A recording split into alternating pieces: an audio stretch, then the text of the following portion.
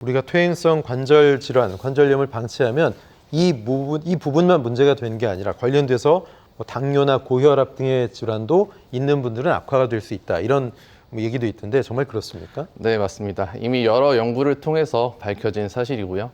당뇨나 고혈압뿐만 아니라 심혈관계 질환도 늘어난다고 밝혀져 있습니다. 우선 퇴행성 관절염이 심해지면 무릎에 통증이 오고 그로 인해서 활동량이 많이 줄어들게 되는데요.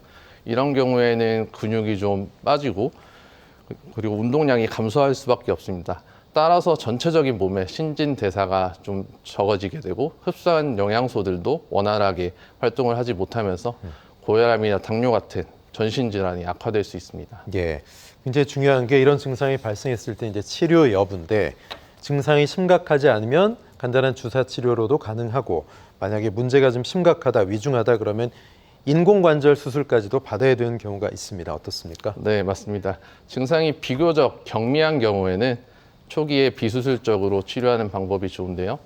우선 체중 관리나 적당한 운동, 그리고 소염작용을 하는 약물 치료, 주변부 근육이나 인대를 강화시켜주는 물리치료와 더불어서 관절 안쪽의 염증을 줄여주고 운동 기능을 향상시키는 관절 안쪽 주사 치료가 도움이 될 수 있습니다.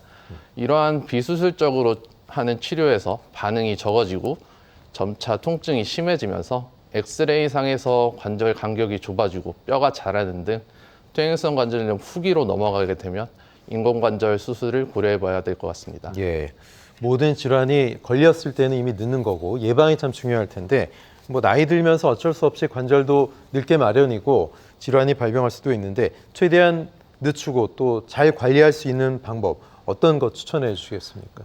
네, 맞습니다. 그 관절염이 후기로 진행하기 전에 미리미리 초기에 관리하는 게 무엇보다 중요한데요. 우선 관절을 이루고 있는 주변부 인대나 근육을 좀 강화시켜주고 무릎 자체에 가해지는 이런 하중을 좀 줄여주는 것이 중요합니다. 수영이나 적절한 범위의 산책 등 관절에 무리가 가지 않는 운동으로 주변을 강화시켜주고 더불어서 체중 관리에도 신경을 많이 써야 하고요. 쪼그려 앉기나 그리고 짝다리 짚는 등 관절에 좋지 않은 자세를 피하는 생활 습관 교정도 필요합니다. 그 외에 관절 연골 주사로 관절이 뼈끼리 부딪히는 증상을 좀 완화해주고 관절염이 진행하는 걸 늦출 수 있기 때문에 연골 주사도 좋은 예방법이 될 수 있겠습니다. 예, 요즘 건강 관리한다고 러닝하는 분들 많으시잖아요. 운동한다고 러닝을 하는데 이게 잘못해서 무리해서 무릎에 좀 하중이 심하게 가면 러닝하는 게 오히려 좀 위험하거나 좀 안 하는 이만 못할 수도 있지 않습니까? 주의할 점은 어떤 게 있나요? 네, 맞습니다. 운동을 아예 안 하면 근육이 많이 빠지기 때문에 네. 오히려 관절이 불안해질 수도 있는데요. 적절한 운동하는 것이 중요합니다. 러닝을 하다가 어느 정도 관절에 무리함을 느끼거나 통증이 있는 경우에는 바로 러닝이나 이런 운동을 그만두시는 게 좋고 그 전까지는 운동 치료를 하는 것이 좋겠습니다. 그렇군요. 무릎을 아끼는 운동법을 잘 알고 실천하는 거 중요할 것 같은데 지난달 관절염의 날을 맞이해서 질병관리청에서 무릎 관절염 환자가 집에서 혼자 할 수 있는 하체 운동법을 소개해 줬습니다. 어떤 게 있습니까? 네, 저도 그걸 봤는데요. 무릎 관절염 환자들에게는 규칙적으로 하는 운동이 매우 중요한데요. 우선 규칙적으로 운동을 시행하면 근력이 강화되고 무릎이 더 유연해지는 효과가 있습니다. 그중에 가장 효과가 많다고 알려진 게 이번에 질병관리청에서 발표한 운동들인데요.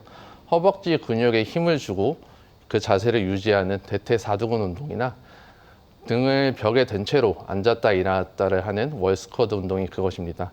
집에서 꾸준히만 하시면 무릎 건강에 많은 도움이 될 수 있는 방법들이고 이외에도 수영이나 아쿠아로빅 같이 수중에서 하는 운동이나 무리가 가지 않는 선에서 하는 적당한 범위의 산책도 도움이 될 수 있겠습니다. 예, 우리는 이제 좌식 문화가 좀 있는 그런 민족이기 때문에 양반다리 하거나 뭐 다리 꼬고 앉거나 이런 것도 무릎에 안 좋다는 얘기 들었거든요. 어떻습니까? 안 좋은 생활 습관은 뭐가 있나요?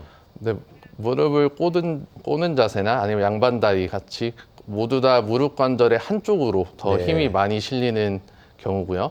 그리고 다리를 꼬는 증상, 짝다리 짚는 증상 이런 거 다 예. 마찬가지입니다. 그래서 관절에 좀 비대칭적으로 힘이 가해지는 자세를 피해주는 게 좋겠습니다. 네. 꾸준히 관절 질환에 좀 효과가 있다는 약을 먹으면 그런 광고도 나오는데 효과가 있다 이런 좀 말도 있는데 정말 그런지 궁금하고요. 뭐 콘드로이친, 뭐 글루코사민, MSM 종류도 다양합니다. 효과가 정말 있습니까? 그 예전부터 관절에 좋다는 명목하에 여러 가지 약물들이 건강기능식품으로 쓰이고 있는데요. 예. 그중에 대표적인 것이 말씀하신 글루코사민이다, 콘드로이친 등입니다. 이는 관절 연골의 성분을 좀 생성시켜주는 역할로 많이 쓰이고 있는데 그 수많은 연구 중에서 일부에는 효과가 밝혀지기도 했지만 직접적으로 관절염에 좋다는 연구는 아직 논란의 여지가 있는 것 네. 같습니다. 대부분은 좀 오래 복용해도 몸에 크게 부담이 안 되지만 일부 약물의 경우에는 인슐린 대사와 관련해서 작용이 있을 수 있어서 관련된 환자분들은 주의하실 필요가 있겠습니다. 네, 마지막으로 퇴행성 관절염으로 고민하는 분들한테 꼭 한 말씀 이건 기억하셔라 하는 거 있으면 해주십시오. 네. 그 진료를 보다 보면 그 초기에 제대로 된 치료를 받지 못하셔서 나중에 관절염을 좀 키워오시는 분들이 있습니다.